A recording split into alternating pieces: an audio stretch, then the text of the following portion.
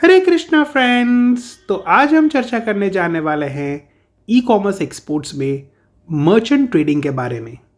तो आज हम जानेंगे और समझेंगे कि क्या होता है मर्चेंट ट्रेडिंग, इसमें जो मर्चेंट ट्रेडिंग में काम कर रहे हैं उनकी क्या चैलेंजेस आती है और उनके सॉल्यूशंस कैसे निकल के आते हैं। तो चलिए दोस्तों, बिना किसी टाइम वेस्ट करें, चैलेंजेस एंड सॉल्यूशंस के ऊपर ये वीडियो निर्धारित है।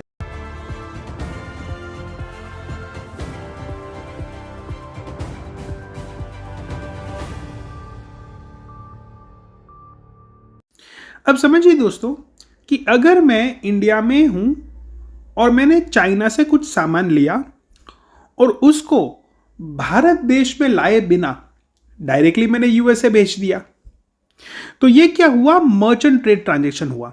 और ये सबसे फेमस केस में है ई कॉमर्स में, खास करके अमेजोन में, कि सामान लोग इंडिया लाते ही नहीं है, डायरेक्ट चाइना से लेते हैं और अपने अमेजोन यूएस अकाउंट यानी कि amazon.com में उनका प्रोडक्ट सेल कर देते हैं। तो ये सारे जो ट्रांजैक्शन हुए वो हुए मर्चेंट ट्रेड ट्रांजैक्शंस। ये ट्रांजैक्शंस करने में काफ़ी चैलेंजेस आती है नए स्टार्टअप्स को। इसके बारे में यहाँ पर हम चर्चा करने जाने वाले हैं इस वीडियो में, और उसके समाधान क्या निकल के आते हैं, किस तरीके से उनके सॉल्यूशंस आएंगे, उसके ऊपर ये वीडियो है।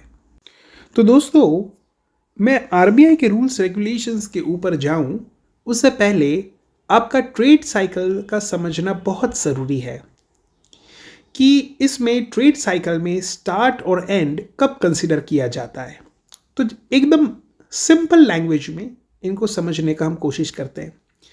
मान के चलिए मैं एक ऑर्डर प्लेस किया चाइना से 10 मार्च को, ठीक है। तो मैंने जिस दिन को पेमेंट किया उस दिन से मेरा साइकिल स्टार्ट माना जाएगा। यानी कि मैं चाइनीज कंपनी को पेमेंट कर रहा हूं 10 मार्च को, तो ये मेरा स्टार्ट डेट माना जाएगा।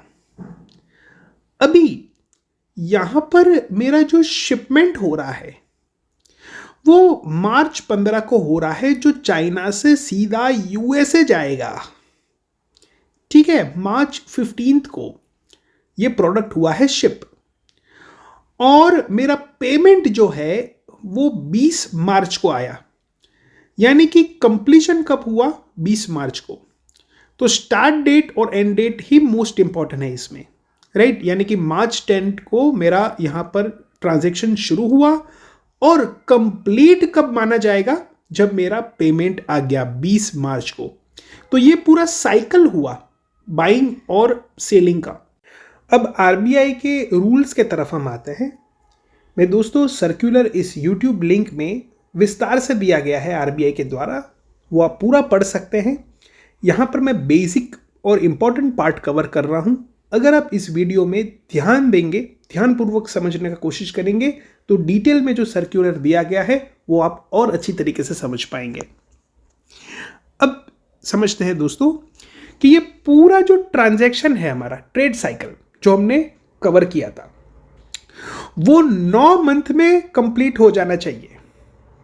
लेकिन साथ में दूसरा इंपॉर्टेंट रूल यहां पर डाला गया है कि फॉरेन एक्सचेंज एक्सपोजर जो है वो 4 महीना से ज़्यादा बढ़ नहीं सकता है।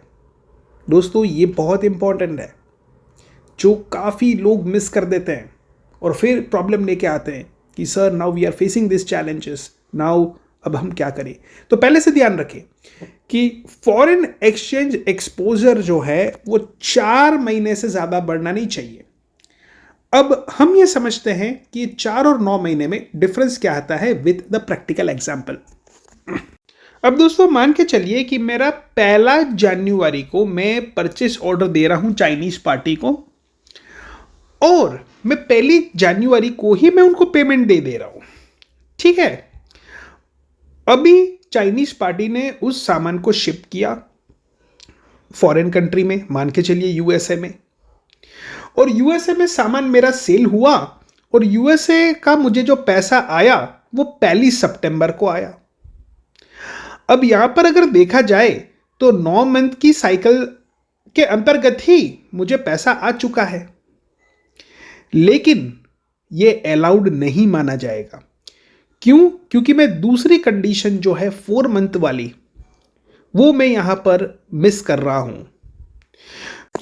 अब चलिए दोस्तों, मैंने दूसरा एग्जाम्पल आपको समझाने के लिए लिया गया है जहां पर 4 महीने की और 9 महीने की दोनों कंडीशंस फुलफिल हो रही है, राइट? क्योंकि ये एग्जांपल मैं लूंगा ना तो आपको समझने के लिए आसान होगा, इसलिए मैंने ये मोस्ट कॉम्प्लिकेटेड एग्जांपल ले लिया कि जहां पर 9 महीना भी आपका कवर्ड हो और 4 महीना भी कवर्ड हो। ठीक है, अब समझिए दोस्तों कि मैं 1 जनवरी को चाइनीज पार्टी को परचेस ऑर्डर दे रहा हूं, लेकिन ध्यान रखिए दोस्तों, मैंने पेमेंट अभी तक नहीं की है। इस केस में मैं पेमेंट 1 मार्च को कर रहा हूं। ठीक है, अब क्या हो रहा है कि चाइनीज पार्टी उसको शिपमेंट कर रही है 1 जुलाई में, राइट? 1 जुलाई को वो शिपिंग कर रही है। अब यहां पर देखिए दोस्तों, ये मैंने ब्रैकेट में डाला हुआ है 4 months from import payment, right? तो अल्टीमेटली 4 मंथ्स का एक्सपोजर फ्रेम हमको ध्यान में रखना है। और यहां पर क्या हो रहा है, export payment received from the buyer in USA कब हुआ? दिसंबर 1 को। तो इस तरीके से 9 मंथ फ्रॉम इंपोर्ट पेमेंट चलेगा कि इंपोर्ट पेमेंट मैंने दिया और 9 मंथ का साइकिल इस तरीके से अलाउड होगा। लेकिन मुझे यह ध्यान रखना है कि मेरे को 4 मंथ ही एक्चुअली अलाउड है from the import payment to work upon it, right? तो इस तरीके से आप अगर वर्कआउट करेंगे तो ही आपका ये ट्रांजैक्शन अलाउड माना जाएगा, वरना आपका ट्रांजैक्शन जो है गवर्नमेंट अलाउड नहीं करेंगे और आपको बहुत सारे पेनल्टी और कॉन्सिक्वेंसेस फेस करने पड़ सकते हैं। तो ये स्टार्टअप के लिए काफ़ी चैलेंजिंग हो जाता है। तो उसका समाधान क्या है, क्या ऐसे सॉल्यूशंस हैं, उसके ऊपर आगे हम चर्चा करेंगे। पहले हम कॉमन एरर, जो बहुत सारे हमारे पास केसेस आते हैं और कहाँ कहाँ लोगों को समस्या आती है स्टार्टअप्स को, वो हम ज़्यादा यहाँ पर चर्चा कर रहे हैं। फिर साले के सारे उस चैलेंजेस के समाधान के ऊपर भी हम आपको फर्दर एक बहुत बड़ी चैलेंजेस हमारे समक्ष आती है क्लाइंट्स लोगों की, वो है due to poor invoicing strategizing. Invoice की भी एक प्रॉपर स्ट्रैटेजी होनी चाहिए जब आप उसको ग्लोबली एक्सपोर्ट करते हो ई कॉमर्स के through. You should be having a good strategy, right, when you generate the invoice. अब आमतौर पे क्या होता है कि जब भी चाइना से लेके यूएसए शिप कर देते हैं तो यहाँ पर ज़्यादातर लोग थोड़ा सा प्रॉफिट मार्जिन ऐड करके अपना इनवॉइस क्रिएट करके आगे चढ़ा देते हैं। लेकिन लोगों को पता नहीं है कि आप जो इनवॉइस जनरेट कर रहे हैं उसमें बहुत सारे चार्जेस अमेज़ॉन के डिडक्ट होंगे, और जो आपका वहां पर सेल्स होगा अमेज़ॉन में ग्लोबली, वो सेल्स का जो रेवेन्यू जनरेट होगा उसमें से वो सारे चार्जेस पहले कटेंगे, राइट? तो यहां पर आप चार्जेस चेक कर सकते हैं। ये मैंने टेंटेटिव लिखे हैं जस्ट आपको समझाने के लिए कि तकरीबन अगर आप ध्यान नहीं रखेंगे तो 94% पैसा जो आपका बिल अमाउंट का है वो तकरीबन आएगा ही नहीं, केवल 6% पैसा आएगा। तो हमारे पास ऐसा बहुत सारे केसेस आते हैं कि जिनको केवल 50% रुपया आए हैं, राइट, बिल अमाउंट के। बाकी के चार्जेस क्या है, अमेज़ॉन ने काट लिए है, उसकी रेफरल फी होती है, राइट, अमेज़ॉन की फुलफिलमेंट चार्जेस होती है, काफ़ी चार्जेस है वगैरह वगैरह। वो सारा का सारा आप जो है हमारे BOAI एप्लीकेशन से गो थ्रू कर सकते हैं, राइट?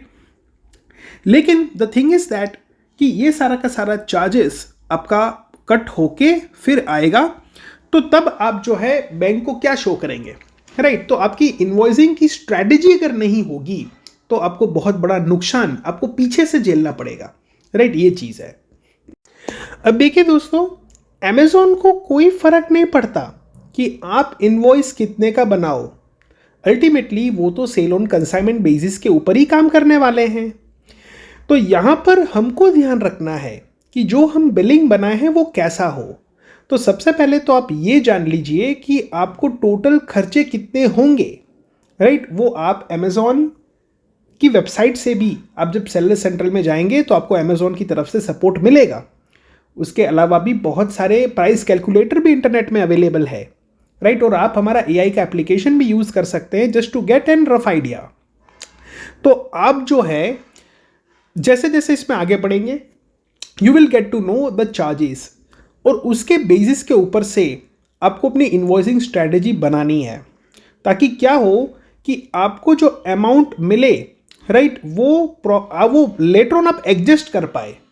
क्योंकि अगर आप वो उस चीज़ को एडजस्ट नहीं कर पाएंगे तो आपके बैंक के बहुत चार्जेस और पेनल्टी फेस करनी पड़ेगी।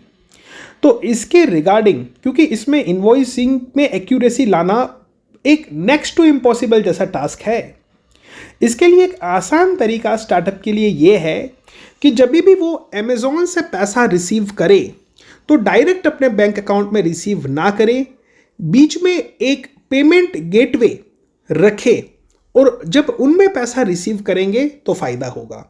जैसे कि पिंग पोंग, राइट? तो पिंग पोंग का गेटवे है, या ऐसा कोई भी गेटवे जो आपको करेंसी होल्ड करने दे रहा है, राइट? तो उसमें बेनिफिट क्या होगा कि सर्टन करेंसी जो वहां पर होल्डिंग है वो आपको पार्ट पार्ट में आप रिसीव कर सकते हैं अपने अकाउंट में।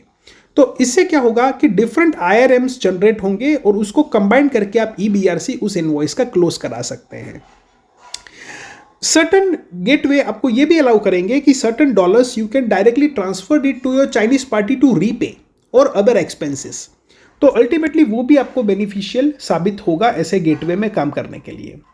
सो you need to look for those options कि जो अमेजॉन के साथ जिनकी पार्टनरशिप हो और वो गेटवे अमेजॉन से पैसा डायरेक्ट रिसीव कर पाए, और फिर उस डैशबोर्ड में से आप अपने अकाउंट में रुपीज रिसीव करें, और जो पार्ट में रिसीव हुआ है राइट और ये फंड्स को इकट्ठा करके पेमेंट प्रोसेसर ट्रांसफर कर सकता है टू योर बैंक। आपके EBRC जो है वो जनरेट हो पाए, इस तरीके से आप वर्कआउट कर सकते हैं।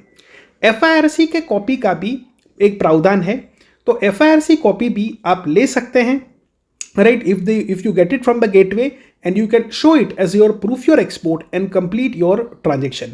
क्योंकि आपका ट्रांजेक्शन अगर कंप्लीट नहीं होगा तो आपका जो स्टेटस है वो पेंडिंग शो किया जाएगा राइट, और जब आपका स्टेटस पेंडिंग शो किया जाएगा तो अल्टीमेटली आपको उसकी पेनल्टी बहुत ही फेस करनी पड़ेगी, और अगर आपने उसको क्लोज नहीं कराया तो after certain number of years, भले उसमें आपको गवर्नमेंट चांस देता है राइट कि आप उसको थोड़ा एक्सटेंड भी करा सकते हैं टाइम फ्रेम, लेकिन it is almost certain that after a year और 2 they will put you into the caution list right. फिर आप ट्रेड नहीं कर पाएंगे और आपको बहुत पेनल्टी भी फेस करनी पड़ सकती है।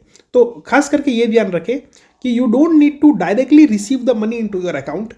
अब बीच में एक गेटवे ये रखें, उसमें आप पैसा ले और फिर पार्ट में आप जो है पैसा रिसीव कर सकते हैं। सो इस तरीके से आपकी इन्वॉइसिंग की स्ट्रैटेजी प्रॉपर हो जाएगी, और बैंक रियलाइजेशन में आप उसको इन्वॉइस के हिसाब से आप उसको एडजस्ट करके उसको शो कर सकते हैं कि this how you received your full invoice right. That is the thing, क्योंकि डायरेक्ट जब अमेजोन पेमेंट करेगा तो फिर उसी इन्वॉइस का वो कंप्लीट पेमेंट आ गया इस तरीके से कंसिडर करने का कोशिश करेगा, और वो आपका शॉर्ट अमाउंट होगा, तो उसको आपको क्लोज करने में बहुत दिक्कत आएगी, वो चैलेंजेस को सॉल्व करने में बहुत आप प्रॉब्लमेटिक हो जाएंगे। तो you can use this strategy right to save your time, money and energy. The best solution to solve all this challenge is to set up the virtual company. तो दोस्तों खास करके अगर आपको US में काम करना है तो US वर्चुअल कंपनी अगर आप सेटअप कर देते हो जिसकी कॉस्ट तकरीबन 25-50 हज़ार के अंदर आपकी हो जाती है, तो आपको सबसे बड़ा बेनिफिट ये मिलेगा कि आपका जो ट्रांजैक्शन है direct US company bank account आपका पेमेंट कर पाएगा चाइना से।